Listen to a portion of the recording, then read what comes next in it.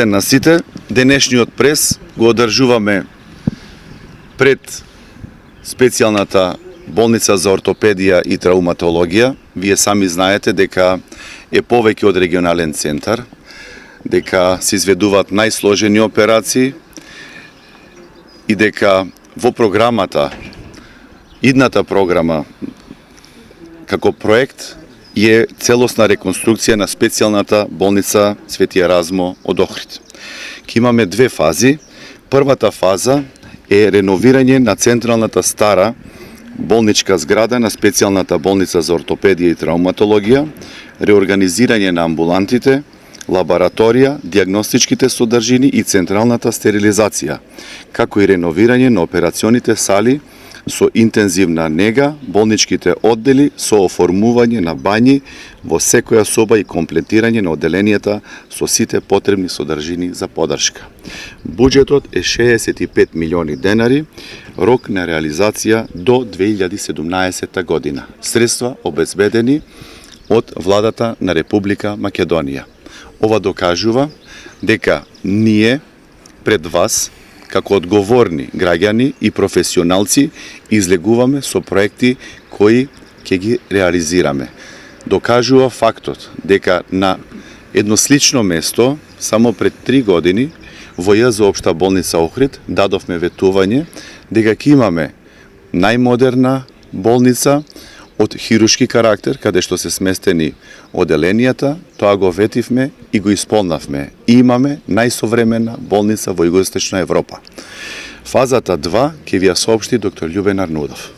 Во периодот 2017-2019 година ќе отпочне втората фаза на дооформување на ортопедска болница со правење услови за имплементација на Заводот за кардиоваскуларни заболувања.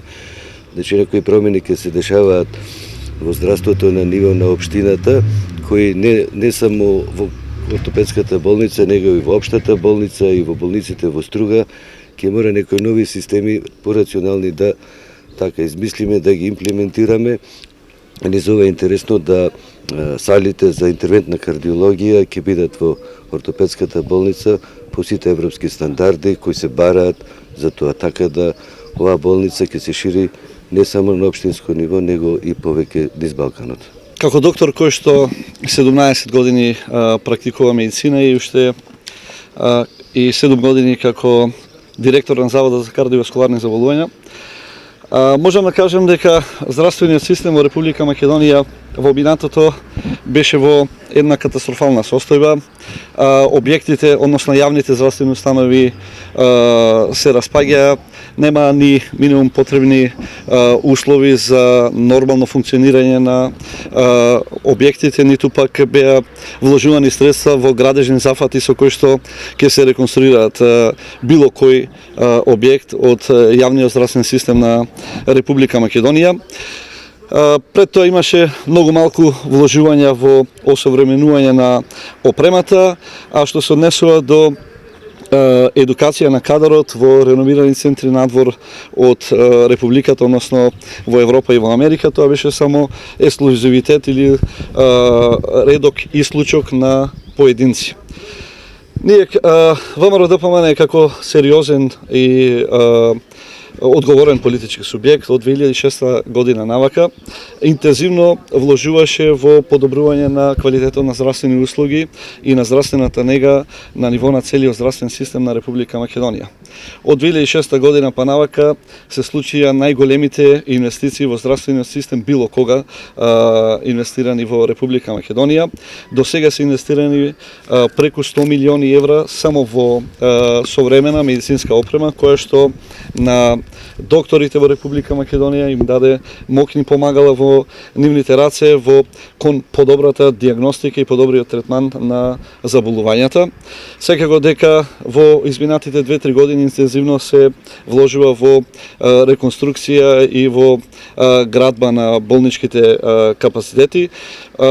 Денешната пресконференција е токму посветена на делот тие зафати во делот на реконструкција и адаптација на специјалната болница за ортопедија и травматологија Свети Еразмо во Охрид и секако опремување на еден дел, односно изградба на еден дел во кој ќе биде сместен Заводот за кардиоваскуларни заболувања од Охрид. Претходно и покрај скептицизмот кој што владееше кај дел од опозицијата и покрај колебливоста и немањето на храброст да се признае, односно да се прифати идејата за реконструкција на општата болница, имате прилика и реалност да ја видите реалноста дека во овој момент општата болница во Охрид функционира како еден од најсовремените објекти во јавниот здравствен систем на Република Македонија.